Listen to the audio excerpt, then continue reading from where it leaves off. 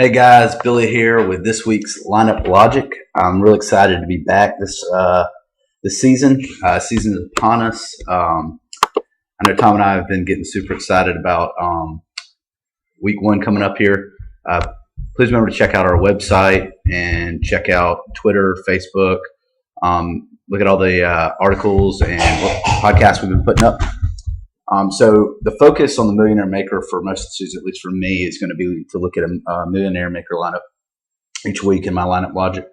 And in playing the Millionaire Maker, you're looking to try to reach 200 points if possible. So I'm looking for guys who I think have very good touchdown upside this weekend or in any weekend that I'm putting together this lineup. I'm looking for high over unders. I'm looking for mismatches, at the positions. Looking at bottom five defenses to go against. And then when I'm picking my defense, I'm looking for a cheap option I think has a lot of upside as well. So as I put my lineup here, you're going to see that I'm picking a lot of guys who I like this week who I think can find a touchdown one or two times, or end zone one or two times.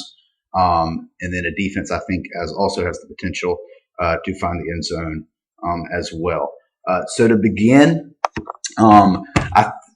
I like a lot of quarterbacks this weekend. Rodgers is my top choice, but I think a lot of people are going to be Rodgers, and a lot of people I think are going to be on Matt Ryan as well, and even Tannehill and Bradford. So I kind of want a little bit contrarian there. A guy I think I can score a lot of points this week, but it's going to be under owned.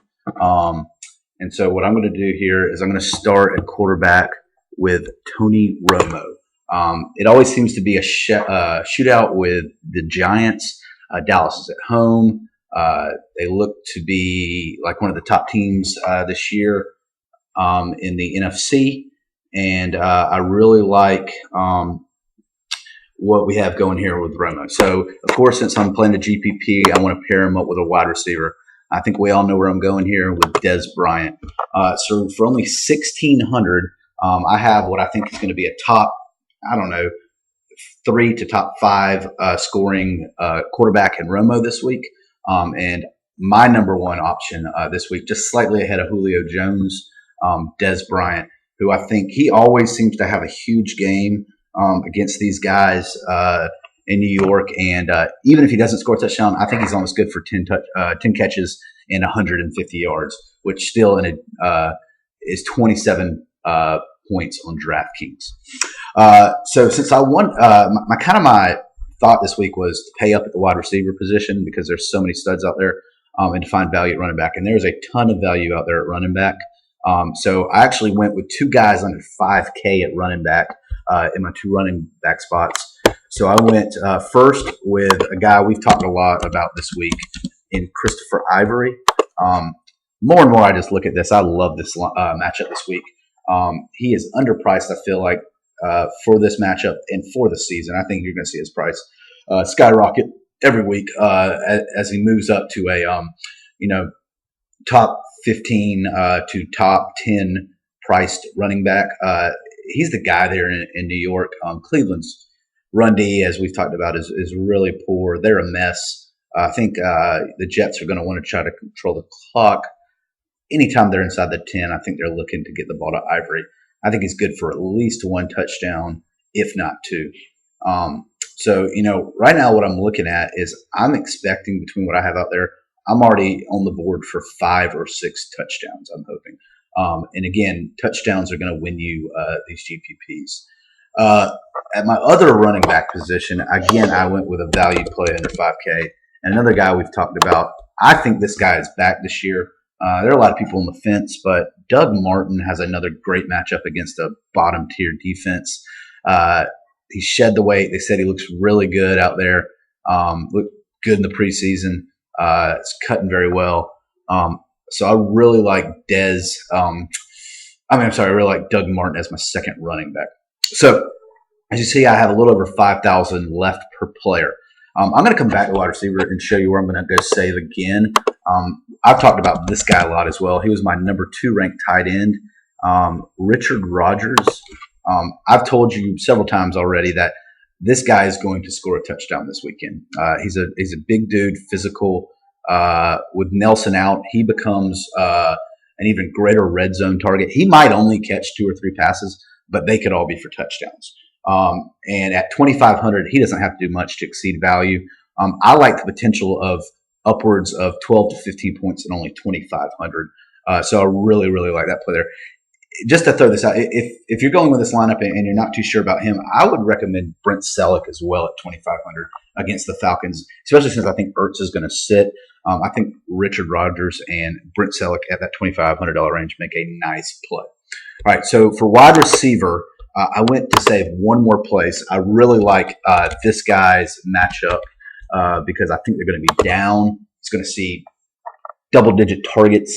He's a PPR stud, not a great NFL player by any means, but in a PPR he just puts up points because he catches a bunch of balls. It's like a Julian Edelman, poor man's Julian Edelman right here. That's Eddie Royal. In a game where they're probably going to be throwing the ball a lot to keep up, I could see a lot of passes around the line of scrimmage, maybe 10 catches for 70 yards. And people forget this guy scored 7 or more touchdowns the last couple of seasons, so he can score as well. So even if he doesn't get in the end zone for 3,900, I'm still thinking I can get 10 catches for 7 yards. I mean, that's going to be 17 points, and he way exceeds value there.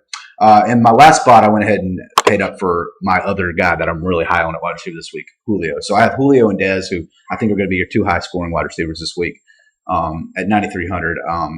It's going to take a lot to reach value. But they're going to look to him a lot this weekend with the offensive line troubles. I think they're trying to get the ball to him quick. You could see some screens. He's just got to get in the end zone. And that was a little bit of the problem last year. But I think we're going to see a Julio who scores double-digit touchdowns this year. And I think it definitely starts this weekend against that Eagles defense. So in my flex position, I decided to also go back to this Philadelphia-Atlanta game because I think you have to get exposure to this game. The highest over under a 54.5 or 55, I think might be what it's up to now.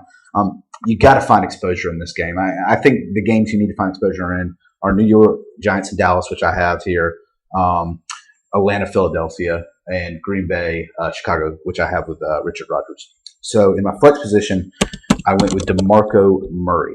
Underpriced, I feel like, at 6,700. People seem to forget that this guy was the leading rusher last year, scored a ton of touchdowns. Now, this is going to be different in the Philadelphia offense. Sproles is going to get touches. Ryan Matthews is going to get touches. They're going to throw the ball around a lot. But that offense moves so fast, and they run so many plays that Murray's going to get his. He's still a running back 1, and he's priced at a high RB2, in my opinion. I think he's going to way exceed value. I think he is a lock for a touchdown as well this weekend, if not 2. I think that game's going to be 30-something to 20-something or 30-something. It's going to be a shootout. So just expect to get a lot of points from that game. So that leaves me with 3,000. So there's really 2 ways you can go here. I'm really high on 2 defenses in this range this weekend. Miami and the Jets. I'm going to go with the Jets just because I like the fact that they're at home going against, I think, the worst quarterback in the NFL in Josh McCown. Why that guy still gets paid as much as he does, I don't understand. This Jets defense actually has potential to be the best defense in the NFL this year, I feel like. The addition of Revis, of course, makes them extremely good. That front 7 is nasty. They're going to get at the quarterback. They're going to create turnovers. They're going to get sacks. And I think they could possibly find the end zone as well as a defensive touchdown this weekend. If you're not on them, let me suggest the Miami Dolphins against Washington. Kirk Cousins will turn the ball over. That offense is a mess as well. I think they're going to key in on stopping the run, which is going to create some situations for some turnovers as well. So either way you go there, I think you'll be in good shape. I like the Jets. Leaves me with 100, but it's okay to leave money on the table. I want that to be something all of y'all understand out there. Leaving money on the table is not a bad thing. So again, one more time, my lineup: Romo at quarterback, Ivory and Martin at running back, Dez Bryant, Julio Jones, Eddie Royal at wide receiver, Richard Rodgers at tight end, DeMarco Murray in my flex position, and the Jets defense. Good luck to all of you this weekend. I hope whatever you play in, may it be Quarter Arcade or the Millionaire Maker, that you find yourself into some money and that you wake up Tuesday morning a much happier man or woman. Good luck to you this weekend. This is Billy again, and have a great weekend.